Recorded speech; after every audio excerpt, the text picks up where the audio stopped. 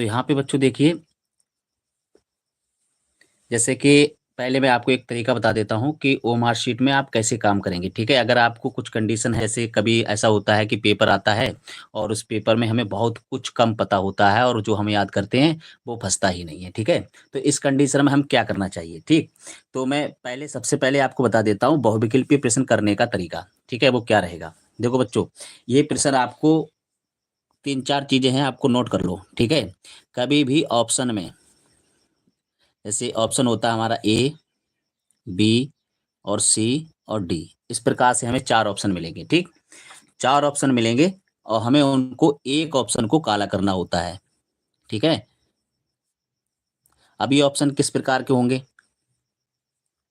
देखो, ऑप्शन अगर आपको कहीं किसी भी क्वेश्चन के अंदर 4 ऑप्शन में मिले, इनमें से कोई नहीं, इनमें से कोई नहीं, ठीक है?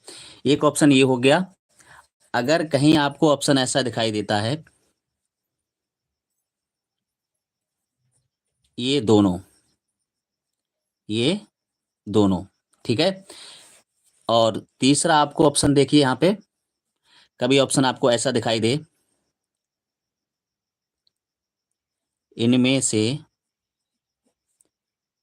ये सभी, ठीक है? जो मैंने आपको 3 बता रहा हूँ आपको यहाँ पे, दूसरा और ये तीसरा तरीका, ठीक है? ये ओएमआर शीट में काम करेगा। और अभी मैं आपको एक सेट भी कराऊँगा और एक नहीं कराऊँगा, काफ़ी प्रश्न कराऊँगा आज, ठीक है? तो पहले मैं आपको तरीका बता दूँ, फिर वो काम भी करेगा, ठीक है? बताऊँगा कैसे काम कर रहा है ये। देखो, जब भी आपको बच्चों ऐसा ऑप्शन दिखे, इनमें से कोई नहीं, ठीक है? तो आपको याद हो तो आप वैसे ही लगाना, अगर याद नहीं हो तो वहाँ पे ऑप्शन सी वाला काला कर देना। कौन-सा कर देंगे? ऑप्शन सी वाला भर देंगे, ठीक है? और ऐसा ही होगा। अब कभी भी बात आती है कि ये दोनों लिखा हो तो क्या करना चाहिए? जब ये दोनों लिखा होगा, तो आप इसी पे टिक करेंगे। मान लीजिए ऑप्शन आपका बी है, तो इसी को राइट करेंगे, ठीक है? हमेशा ध्यान रखना, अगर ये दोनों ऑप्शन आता है, तो दोनों वाले को ही चुनना है, ठीक है? तो इसी को हम राइट करेंगे। उसके बाद में तीसरा ऑप्शन है कि इनमें से सभी, मतलब इनमें से ये सभी। तो इस कंडीशन में इसको भी राइट करेंगे, ठीक है? ये 3 कंडीशन पहले समझ लो। उसके बाद में ओमार शीट आराम से भर जाएगा। कम से कम 3 से 4 प्रश्न आपके ऐसे ही आएँगे, जो आपको इसी तरीके से आपको भर देना है, ठीक है?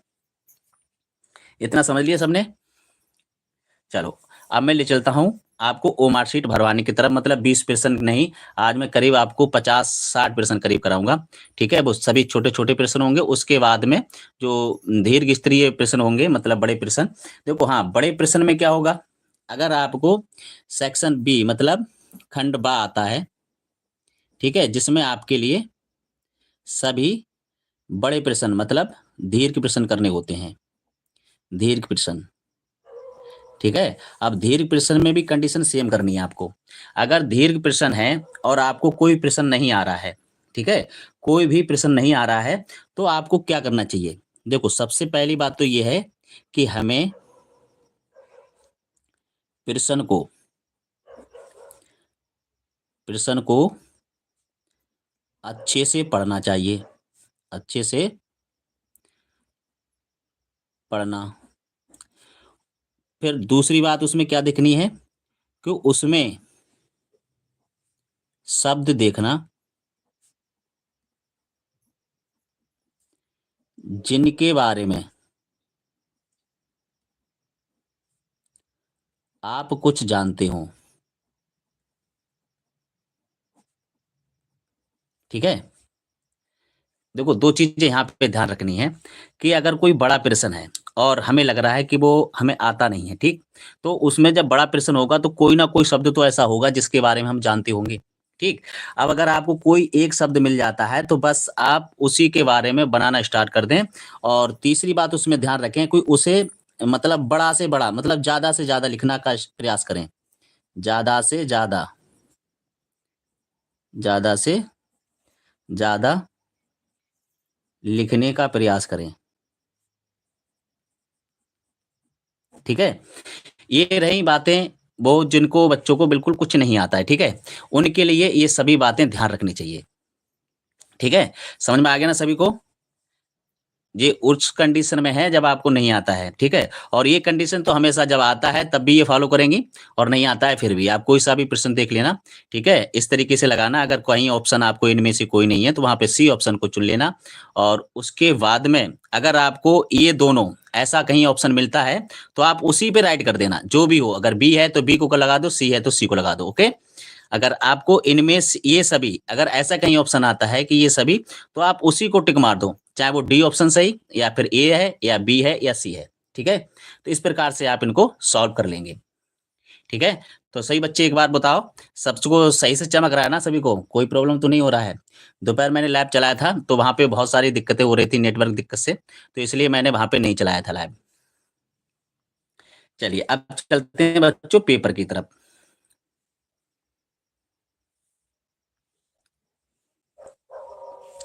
चलो, अब जो कंडीशन मैंने अभी बताई है आपको, अभी मैं पेपर कराऊंगा, एक सेट कराऊंगा, तो वहां पे ये कंडीशन फॉलो होगी, ठीक है? देख लेना आप। देखिए किस प्रकार से ये फॉलो करती हैं।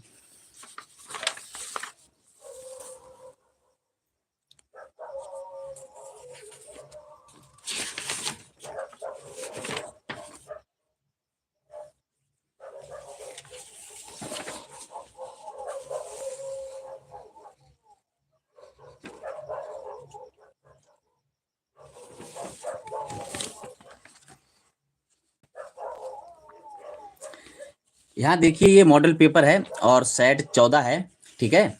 और ये हमने रिवीजन के तौर पे रखा है बच्चों आपके लिए, ठीक है? और यहाँ पे सही से चमक रहा है ना सही बच्चों को?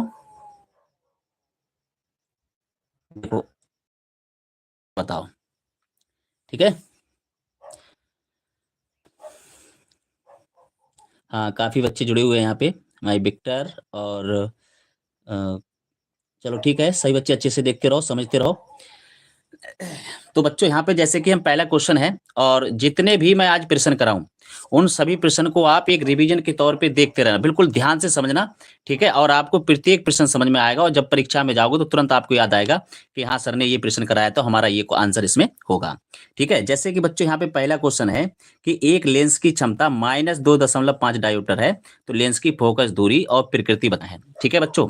तो सबसे पहली बात तो ये है कि अगर कभी भी आपको क्षमता माइनस मिल जाए, ध्यान रखना, कभी भी क्षमता आपको माइनस मिल जाती है तो वहां पे अवतल लेंस होगा, ध्यान रखना अवतल होगा, ठीक है? क्या होगा?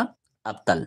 ये ध्यान रखना बेटा, ये मैं एक तरीका बता रहा हूं, ठीक है? अगर आपको क्षमता प्लस मिल जाए, क्षमता आपको ये वाली प्लस मिल जाती है तो वहां पे उत्तल होगा।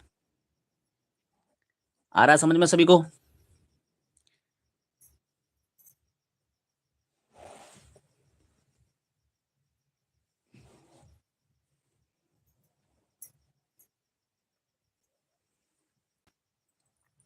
अच्छे से समझ में आ रहा है ना सभी को? बोलो।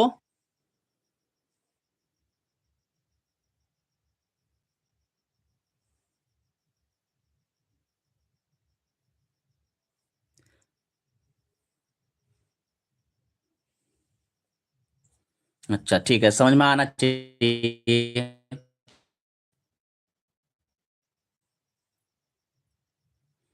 चल, अच्छे से, ठीक है? जैसे कि बच्चों यहाँ पे अब दूसरा प्रश्न है, ठीक है? तो हाँ, इसका आंसर बताने को गया।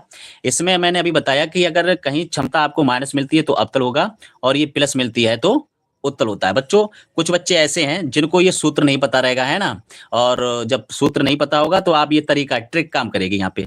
जब आपकी माइनस की क्षमता हो तो बिना मतलब उसमें अवतल देख लेना, ठीक है? और यहाँ पे देख लेना सेंटीमीटर है, ठीक? तो कौन सा है इसमें अवतल? 40 सेंटीमीटर। ऑप्शन नंबर पहला ही सही हो जाएगा, ठीक है? ऑप्शन नंबर पहला, इसको करेक्ट चला जाएगा। अब जिन बच्चों को जैसे कि सॉल्व करना आता है तो वो सॉल्व भी करेंगे। देखो सॉल्व कैसे करेंगे, इसका मैंने सूत्र बताया था आपको और ऐसा क्वेश्चन एक दोपहर में भी कराया था मैंने।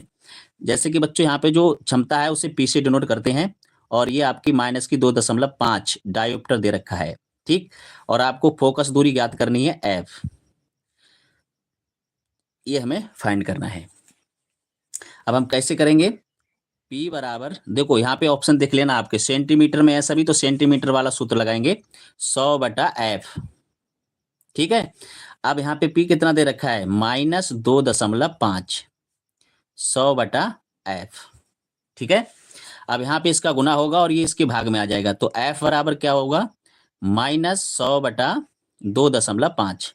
यहाँ से दशमलव हटा देंगे हम, यहाँ से दशमलव हटा देंगे तो ऊपर एक जीरो बढ़ा देंगे, तो f बराबर कितना आ जाएगा, देखो 25 चौका 100 -40 सेंटीमीटर।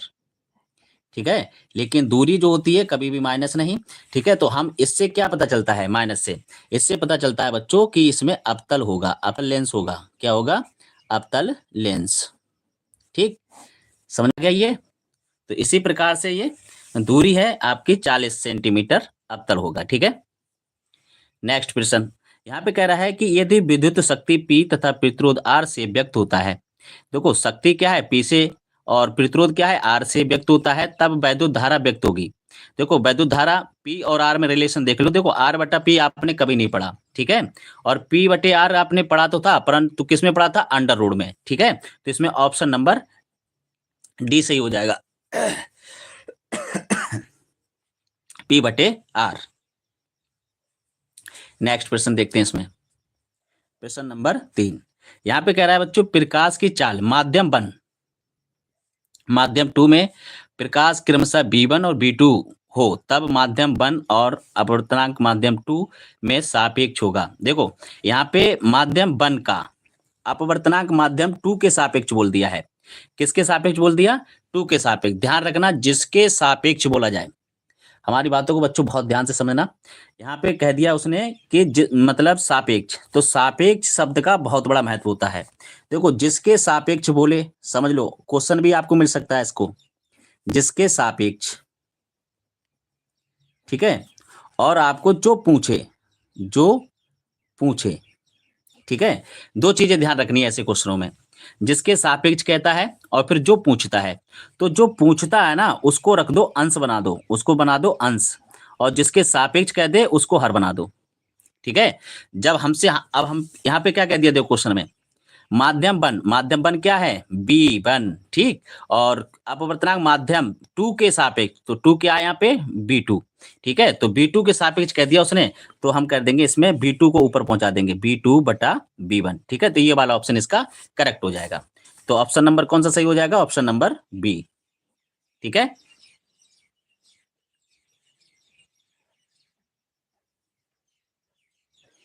नेक्स्ट क्वेश्चन है,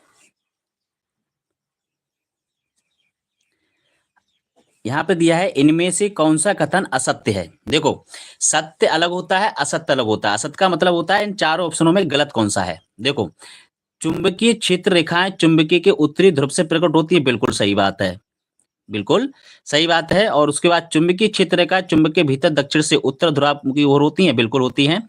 अब यहाँ पे कह रहा है कि चुंबकीय क्षेत्र रेखाएं परस्पर एक दूसरे को प्रतिच्छेदित करती हैं, प्रतिच्छेदित करती हैं। देखो भाई जो चुंबकीय क्षेत्र रेखा होती हैं वो कभी भी एक दूसरे को प्रतिच्छेदित नहीं करती हैं। क्या करती हैं, प्रतिच्छेदित नहीं करती हैं। तो इसमें ऑप्शन नंबर सी सही हो जाएगा, बिल्कुल ठीक है, क्योंकि यहाँ पे हमसे असत्य पूछ रहा था। क्या पूछ रहा था, असत्य। तो चुंबकीय क्षेत्र रेखाएं परस्पर एक दूसरे को प्रतिच्छेदित करती हैं, तो ये बिल्कुल गलत लिखा हुआ है, तो इसलिए ऑप्शन नंबर असत्य यही सही हो जाएगा, ऑप्शन नंबर सी। प्रश्न नंबर 5, इनमें से किस दर्पण का दृष्टि क्षेत्र अधिकतम होता है। इनमें से किस दर्पण का दृष्टि क्षेत्र अधिकतम होता है। देखो उत्तल दर्पण, समतल दर्पण, अवतल दर्पण, उपरोक्त में से कोई नहीं। देखो अब हमारा ट्रिक बता रहा हूं मैं, यहाँ पे देखो ऑप्शन आ गया, जो मैंने शुरुआत में बताया था आपको वो चीज बता रहा हूं। देखो मैंने आपको बताया था यहाँ पे, देखो यहाँ पे बताया था कि जो ओ मार्कशीट मतलब भरने का तरीका, अगर हमें यहाँ पे मैंने 3 ऑप्शन दिए थे आपको। यहाँ पे दिया था इनमें से कोई नहीं आता है तो क्या करना चाहिए, और ये दोनों आ जाए तो क्या करना चाहिए, इनमें से ये सभी आ जाए तो क्या करना चाहिए। अगर ये 2 ऑप्शन आते तो उन्हीं को लगाना चाहिए। अगर ऑप्शन आता है इनमें से कोई नहीं तो आपको सी वाला काला कर देना है। ठीक है, तो चलिए इस प्रश्न में देखते हैं हम। देखो अब यहाँ पे ऑप्शन में आपको, और ट्रिक भी आपको आजमानी है भाई, काम कर रही है नहीं कर रही है। देखो यहाँ पे कह दिया कि इनमें से किस दर्पण का दृष्टि क्षेत्र अधिकतम होता है, तो यहाँ पे लिखा हुआ है उपरोक्त में से कोई नहीं। या फिर इनमें से कोई नहीं। तो हमारा ऑप्शन बिल्कुल सही जाएगा, ऑप्शन नंबर सी, बिल्कुल राइट। अवतल दर्पण का क्षेत्र जो होता है अधिकतम होता है, ठीक है? तो काम कर रहा है ना यहाँ पे अवतल दर्पण, समझ में आ गया ना सभी को? तो इसी प्रकार से बच्चों जो मैंने यहाँ पे टॉपिक लिखवाए इनको बहुत अच्छे से याद पढ़ लेना, ठीक है? समझ लो इनको। चलिए, अब समझते हैं यहाँ पे